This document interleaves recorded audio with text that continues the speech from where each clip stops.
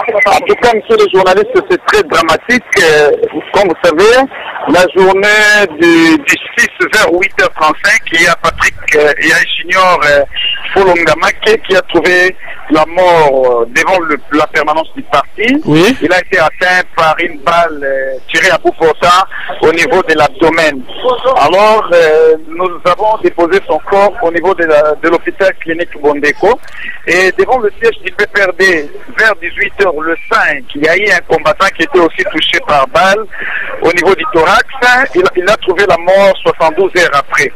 Alors, le samedi, quand nous sommes partis pour faire la levée du corps dans les deux hôpitaux, parce que les corps étaient, l'un était au niveau de l'hôpital général de Mamayemo, l'autre c'était au niveau de la clinique Bondeko.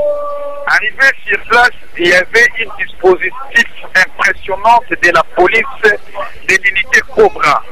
Une unité qui travaille pour les comptes du pouvoir en place. Donc ce n'est pas une police publique, oui. C'est une police privée et politique du régime en place.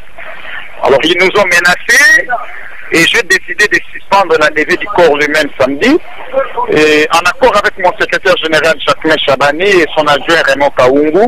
Et quelques temps après, la police est venue. Je suis approché auprès du commandant qui m'a dit qu'ils ont reçu l'ordre que la levée du corps ne puisse pas s'effectuer le même samedi.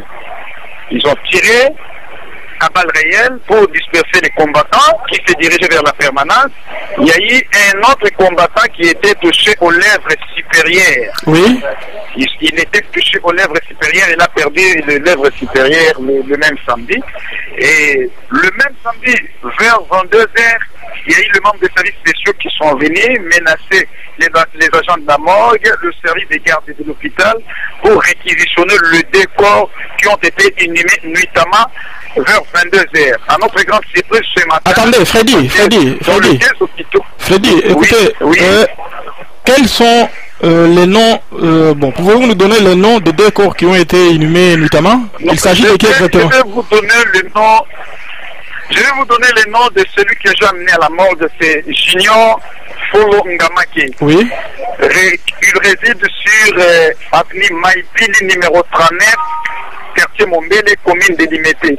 Et l'autre ami, je crois pouvoir vous communiquer son nom dans quelques minutes parce que c'est le secrétaire général qui s'en chargeait. Alors je vais vous communiquer ça même par texto. Donc vous voulez dire que actuellement les deux corps ont été déjà enterrés?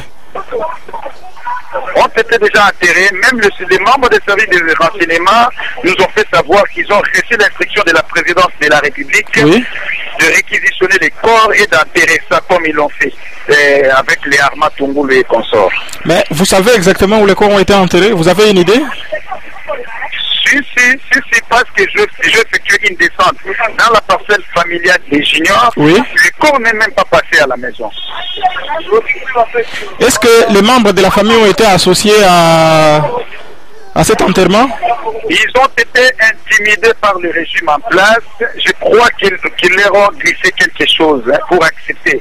Étant donné que le papa des juniors était un militaire des FARDC, oui, je crois qu'il a cédé à la pression de ses supérieurs. Et son frère aîné aussi. Donc vous voulez dire qu'ils ont reçu de l'argent pour accepter que les corps soient réquisitionnés? Oui, je pense. Parce que cette pression a commencé le même mardi. Oui. Donc là où quand le gouverneur de la ville a envoyé un colonel de services spéciaux ainsi qu'un premier lieutenant pour réquisitionner le corps le même jour. Donc les programmes que vous avez prévus pour faire les funérailles, donc ces programmes-là n'aura plus lieu? Est une idée. Non, le programme n'aura plus lieu. Je ne crois pas que nous allons aussi organiser une veillée mortuaire, étant donné qu'il n'y a pas de corps. Nous sommes restés avec le chapelle ardent des catapultes. Les cercueils sont vides et on doit peut-être remettre ça aux vendeurs pour qu'ils revendent encore le cercueil. Donc c'est comme ça que ça s'est passé? C'est comme ça que ça s'est passé.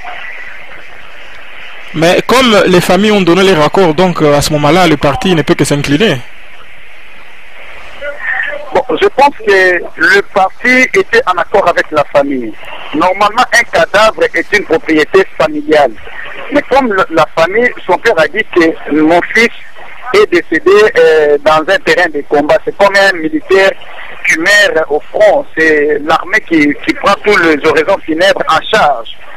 Alors, nous sommes mis d'accord avec la famille et par après, je crois pouvoir vous signifier qu'ils ont réussi de pression de part et d'autre, même du régime en place, pour céder à la pression. J'ai vu une décharge qu'on a dit signer au niveau de la morgue, oui, dont le monsieur qui a signé cette décharge n'a pas mentionné son nom. Je vais vous communiquer le numéro, oui, le numéro de la secrétaire générale de... Attends. L'administrateur général de l'hôpital Bondeko pour vérifier cette information que je vous lis. Bon, Freddy, ce n'est pas nécessaire. Hein. Ce que je voulais savoir, c'est plutôt les péripéties par rapport à cette situation, hein, comment elle s'est passée. Et que, parce que j'ai vu les communiqués de Raphaël Kapombu et tout ça, et moi je me disais... Donc, malheureusement, comme vous dites... Hein, c'est une information exacte. Donc, une information exacte. Nous allons d'abord tenir un point de presse. Je ne suis pas demain, après-demain, on va le faire pour tenir l'opinion nationale et internationale à témoin. Et quelles sont les activités que vous avez prévues maintenant au niveau de la Ligue des jeunes?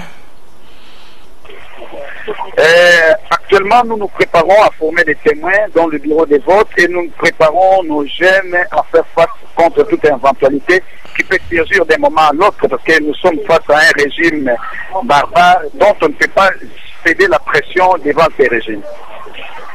Nous avons plusieurs stratégies que nous comptons garder encore l'anonymat pour ne pas livrer les secrets auprès de nos adversaires. Et les émissions de RLTV, elles ont repris?